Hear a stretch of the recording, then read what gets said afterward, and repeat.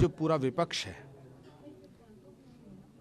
ये नरेंद्र मोदी के खिलाफ नहीं है, ये इस देश की एकता के खिलाफ है। कांग्रेस पार्टी का नेतृत्व नरेंद्र मोदी से इतनी नफरत करने लगा है, वो मोदी से नफरत करते करते करते करते पूरे देश से नफरत करना शुरू कर दिया है। मैं आज नरेंद्र मोदी जी के साथ खड़ा हूं और जीवन की आखिरी सांस तक उनके साथ खड़ा रहूंगा। कांग्रेस पार्टी का नौकर नहीं था। दूसरी बात, मैंने नौकरी भी नहीं मांगी थी।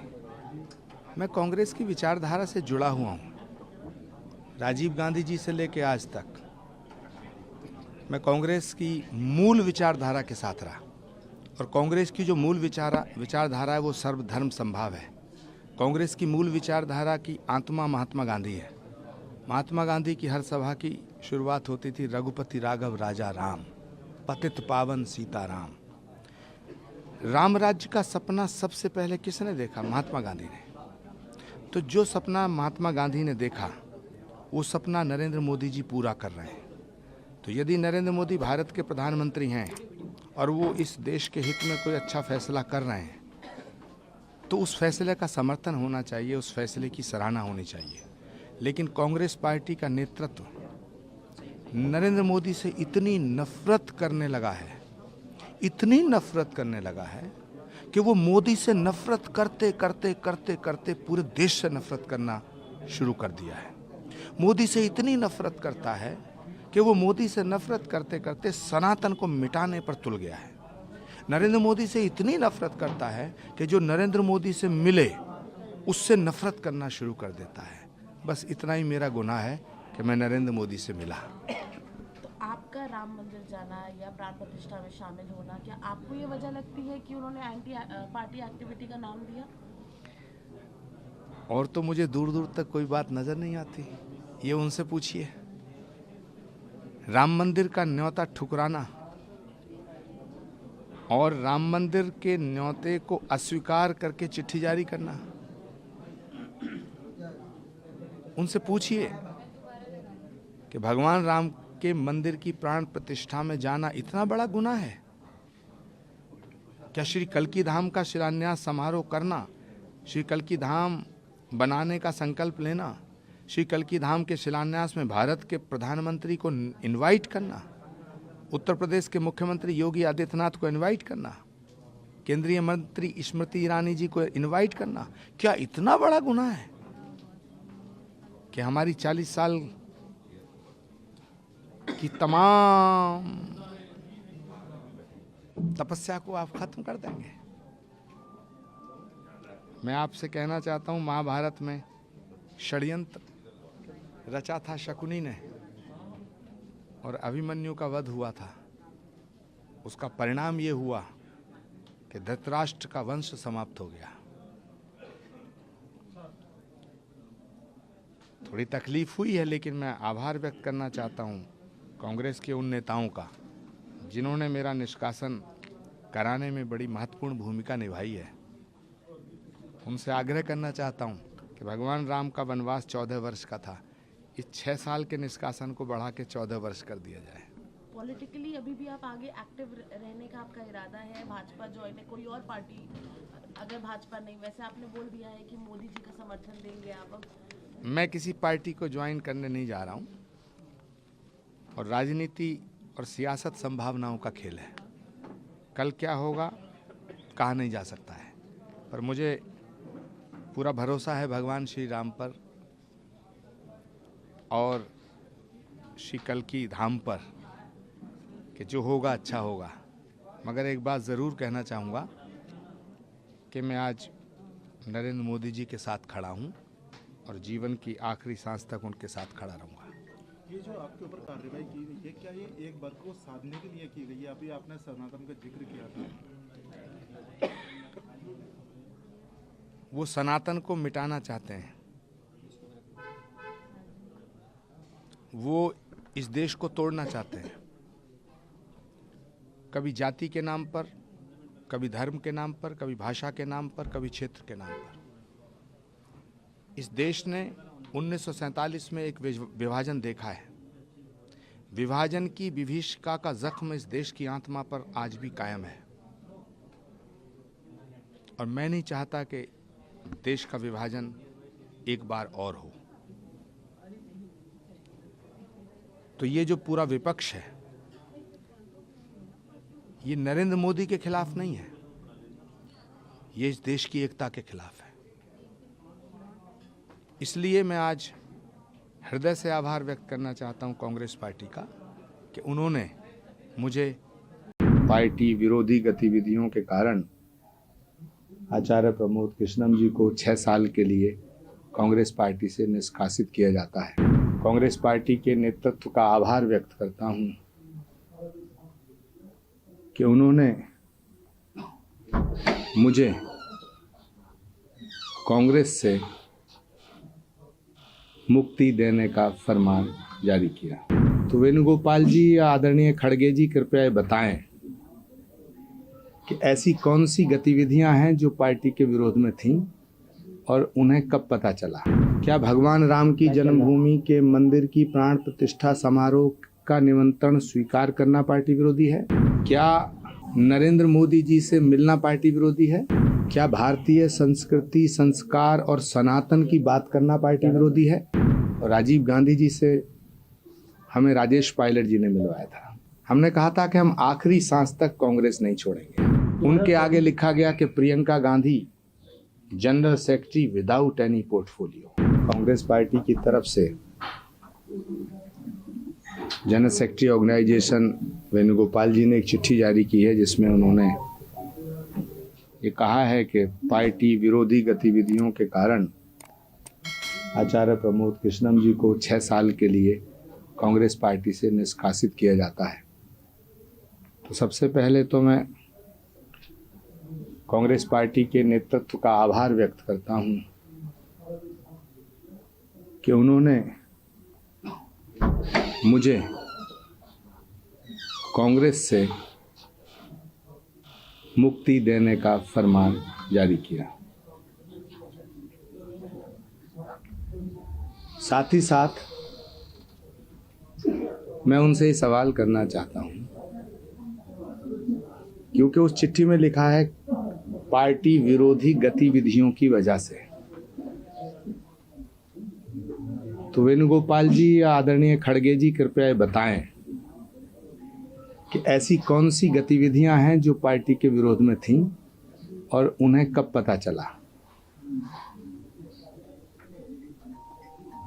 क्या राम का नाम लेना पार्टी विरोधी है? क्या अयोध्या जाना पार्टी विरोधी है? क्या भगवान राम की जन्मभूमि के मंदिर की प्राण प्रतिष्ठा समारोह का निमंत्रण स्वीकार करना पार्टी विरोधी है? क्या भगवान राम के मंदिर की प्राण प्रतिष्ठा समारोह में सम्मिलित होना पार्टी विरोधी है? क्या श्री कल्की धाम का शिलान्यास कराना पार्टी विरोधी है? क्या नरेंद्र मोदी जी से मिलना पार्टी विरोधी है? क्या उत्तर प्रदेश के माननीय मुख्यमंत्री योगी आदित्यनाथ जी को श्री कल्की धाम के शिलान्यास समारोह का निमंत्रण देना पार्टी विरोधी है?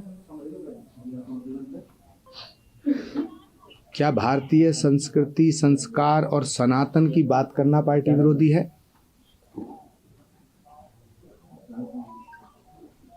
तो ये मेरे सवाल हैं जो कांग्रेस लीडरशिप से हैं और कांग्रेस नेतृत्व को ये बताना चाहिए, देश की जनता के सामने स्पष्ट करना चाहिए कि कौन सी बात और कौन सा बयान पार्टी विरोधी है। ये मेरी मांग है। दूसरी मेरी अभिलाषा है, मेरी प्रबल इच्छा है,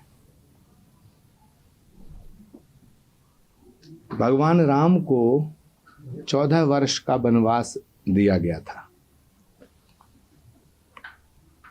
तो एक राम भक्त को 6 साल के लिए क्यों निकाला जा रहा है?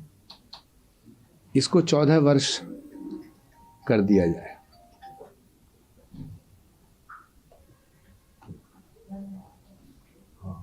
मैं छात्र जीवन से जब मेरी उम्र लगभग 16-17 वर्ष थी, 81-82 में लगभग स्वर्गीय राजीव गांधी जी से मिला था। जब वो संजय गांधी जी के निधन के बाद सांसद बने थे, इंदिरा जी प्रधानमंत्री थी, तब से लेके मैं कांग्रेस से जुड़ा रहा।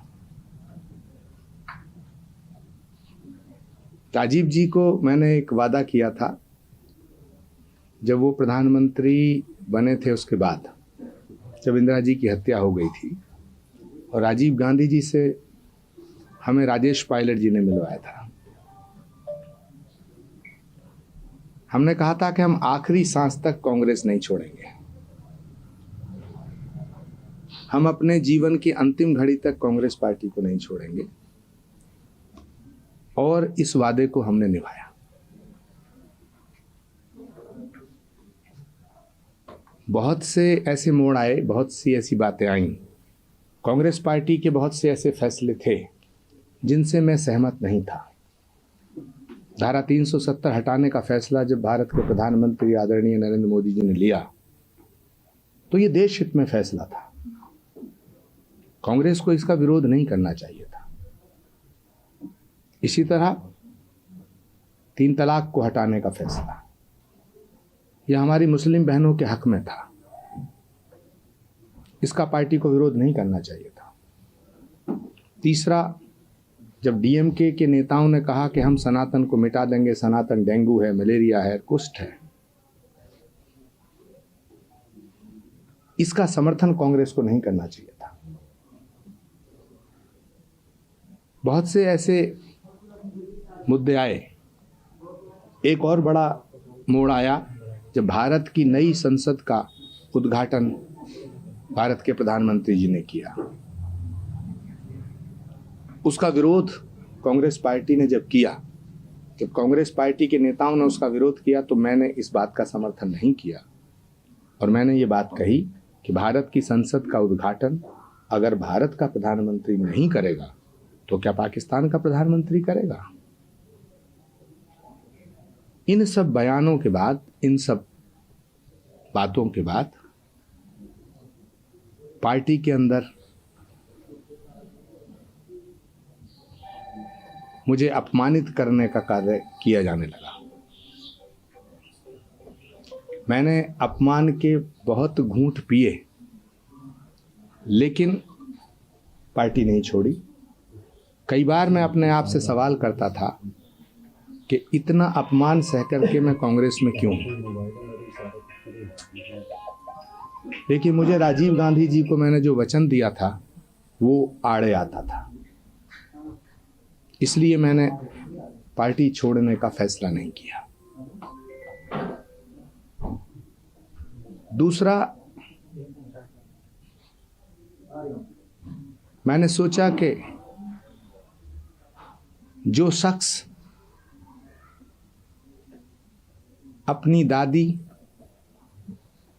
अपनी मां, अपने पिता के साथ सुख दुख में खड़े रहने वाले नेताओं की इज्जत नहीं करना जानता, जो नेता इंदिरा जी के साथ रहे, जो नेता राजीव गांधी जी के साथ रहे, जो नेता सोनिया जी के साथ रहे, गुलाम नबी आजाद से लेके कमलनाथ तक,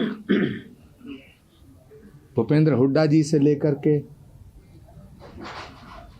दिग्विजय सिंह जी तक, आनंद शर्मा तक,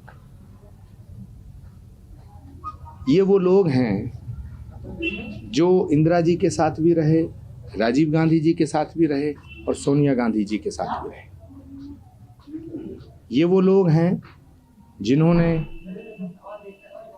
राहुल गांधी जी को उंगली पकड़ के चलना सिखाया। भारत की संस्कृति है, भारत की सभ्यता है कि हम अपने बुजुर्गों का बड़ा सम्मान करते हैं। हम अपने पूर्वजों को बड़ी इज्जत देते हैं।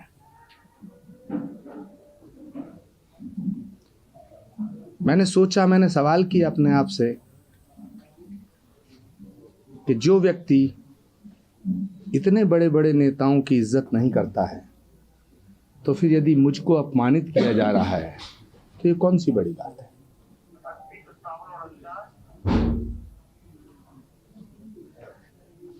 महाभारत में सारे महारथियों ने मिलकर षड्यंत्र के तहत एक निहत्थे अभिमन्यु का वध किया था। उसका परिणाम इतिहास में दर्ज है।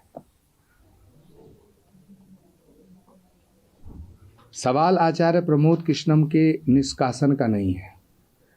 सवाल इस बात का है कि वो कांग्रेस जो महात्मा गांधी की कांग्रेस थी, वो कांग्रेस जो सुभाष चंद्र बोस, पंडित जवाहरलाल नेहरू, मौलाना आज़ाद और इंदिरा गांधी की कांग्रेस थी, आज उस कांग्रेस को किस रास्ते पे ला करके खड़ा किया गया है। क्या कांग्रेस में रहने का मतलब है कि हमें चमचागिरी करनी जरूरी है? क्या कांग्रेस में रहने का मतलब है कि हमें झूठ बोलना जरूरी है? क्या कांग्रेस में सिर्फ वो रह सकते हैं जो सनातन को मिटाने की बात करें? क्या कांग्रेस में सिर्फ वो रह सकते हैं जो राम का अपमान करें? क्या कांग्रेस में सिर्फ वो लोग रह सकते हैं जो हिंदू धर्म को और हिंदू आस्था को ठेस पहुंचाने का काम करें? क्या कांग्रेस में सिर्फ वो लोग रहेंगे जो हिंदुओं की आस्था को रोज ठेस पहुंचाने का काम करेंगे? मैं आपके माध्यम से ये साफ कर देना चाहता हूं कि राम और राष्ट्र पर समझौता नहीं किया जा सकता है। विपक्ष का अर्थ ये नहीं होता कि तुम प्रधानमंत्री से नफरत करो। मौजूदा जो विपक्ष है, ये मुझे अफसोस के साथ कहना पड़ रहा है कि ये नरेंद्र मोदी से इतना नफरत करता है कि नरेंद्र मोदी से नफरत करते करते करते करते ये भारत से नफरत करने लगा है।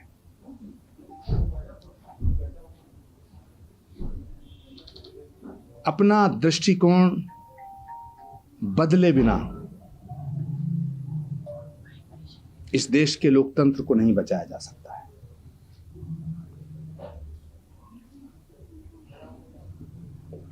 मैं आज बड़े पवित्र भाव से, बड़ी पवित्र भावनाओं से ये कहते हुए बड़ा आनंदित हूं कि मैंने कांग्रेस को नहीं छोड़ा। स्वर्गीय राजीव गांधी जी को जो मैंने वचन छात्र जीवन में दिया था, मैंने उसको नहीं तोड़ा।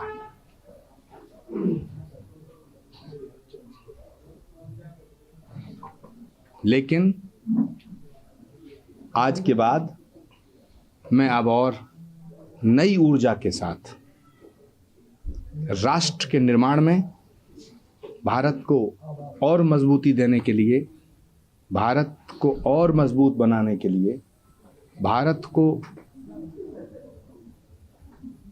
और शक्तिशाली बनाने के लिए, भारत को विश्व गुरु बनाने के लिए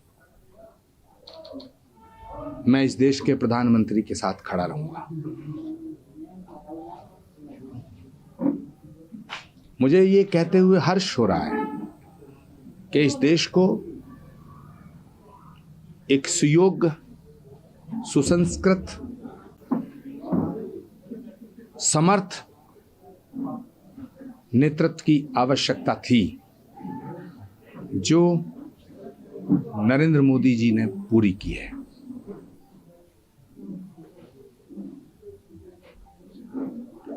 मैं उत्तर प्रदेश के कर्मठ मुख्यमंत्री आदरणीय योगी आदित्यनाथ जी का भी आज आभार व्यक्त करता हूं कि उन्होंने श्री कल्की धाम के शिलान्यास समारोह में आने का मेरा न्योता स्वीकार किया है। कल क्या होगा ये किसी को नहीं पता, लेकिन मैं इतना अवश्य कहना चाहता हूं कि 16-17 साल की उम्र में मैंने जो वचन राजीव गांधी जी को दिया था वो आज तक निभाया है, और आज इस उम्र में एक संकल्प ले रहा हूं कि मैं आजीवन नरेंद्र मोदी के साथ खड़ा रहूंगा। मैंने अपनी बातों को बड़े पवित्र भाव से रखा है। मैं कांग्रेस के उन सभी नेताओं का आभार व्यक्त करना चाहता हूं जिन्होंने श्री कल्की धाम का समर्थन किया, जिन्होंने मेरे प्रति सादर सम्मान व्यक्त किया, जिन्होंने मेरा सम्मान किया। कांग्रेस पार्टी में आज बहुत मायूसी की लहर है।